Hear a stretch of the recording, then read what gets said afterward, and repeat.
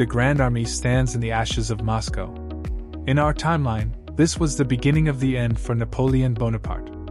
A brutal winter, a starving army, and a catastrophic retreat. But what if the Emperor of the French didn't wait for a peace offer that would never come?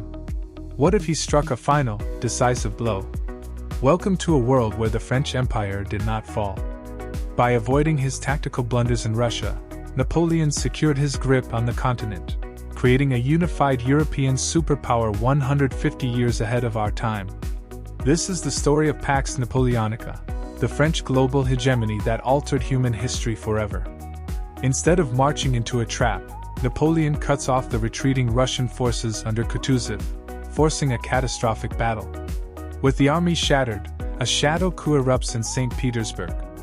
Alarmed by the destruction of the country, the Russian nobility forces Tsar Alexander I to abdicate. The new, submissive government signs the humiliating Second Treaty of Tilsit. The map of Eastern Europe is shattered.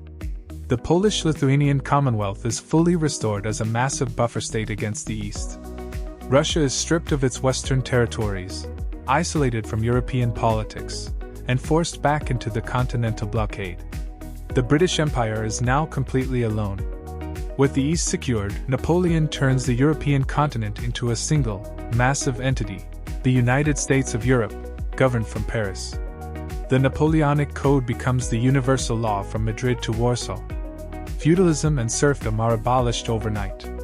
Internal borders vanish, customs barriers are torn down, and a single currency, the imperial franc, dominates European trade. This unified European market triggers an unprecedented economic boom. Millions of liberated peasants move to growing cities, creating a massive workforce for the early industrial revolution. Paris undergoes a monumental transformation, becoming the undisputed cultural, scientific, and political capital of the world, filled with grand architecture celebrating the eternal empire. But one final obstacle remains. Safe behind the English Channel, Great Britain refuses to surrender.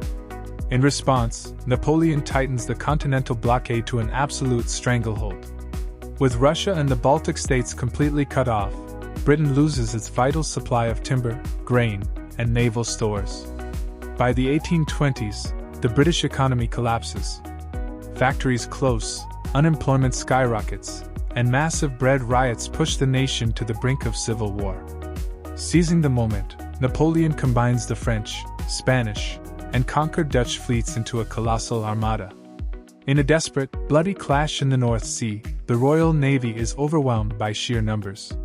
The French army finally crosses the Channel, launching a successful invasion of England.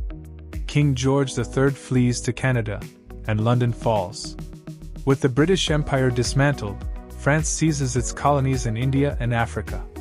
By the 1840s, Europe experiences a technological leap. Without the devastating drain of coalition wars, resources are funneled into science and infrastructure. Steam engines, massive steel factories, and a continental railway network expand at a speed never seen in our timeline. Across the Atlantic, the United States faces a massive global superpower. The French control the Caribbean, parts of South America, and look closely at their former Louisiana territories. The mid-19th century becomes an era of intense Cold War between a democratic America and a hyper-industrialized, imperial Europe. Napoleon Bonaparte passes away peacefully in his bed at the Palace of Versailles, not as a lonely exile on St. Helena, but as the master of the world.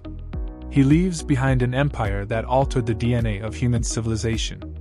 Would this massive, multicultural superpower survive without its brilliant creator, or would it collapse into a chaotic web of national revolutions? Tell us what you think in the comments below.